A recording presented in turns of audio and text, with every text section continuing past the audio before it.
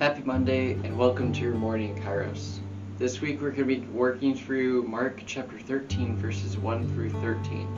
Shorter section than usual, but impactful nonetheless.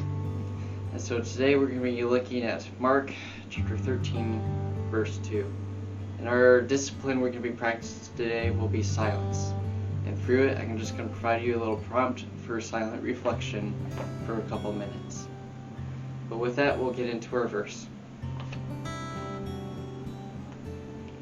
Jesus replied, "Yes, look at these great buildings, but they will be completely demolished. Not one stone will be left on top of another."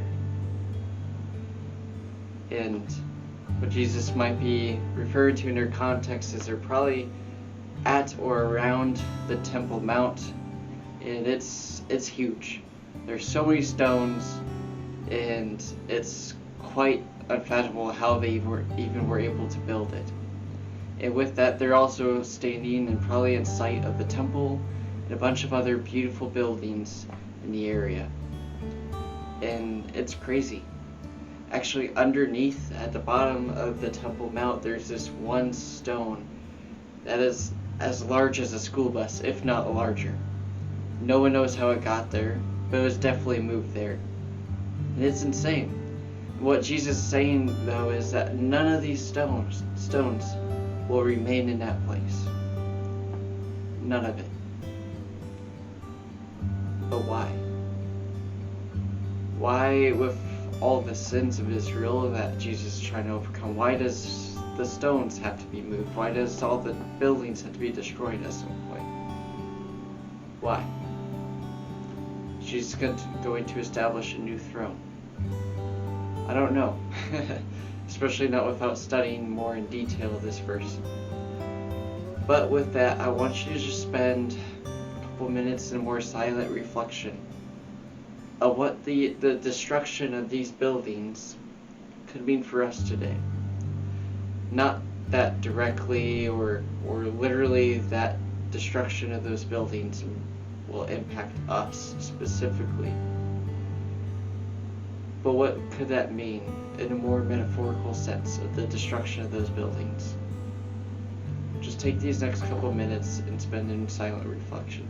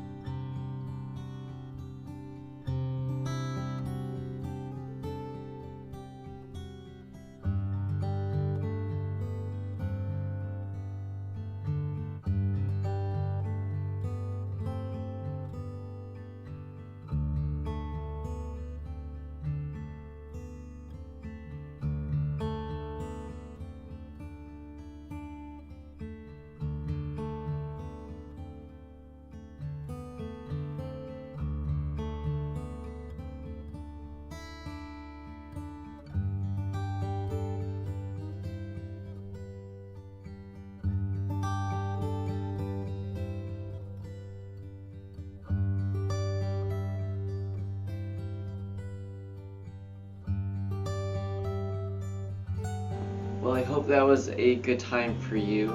I wonder if you came to think of those buildings like strongholds.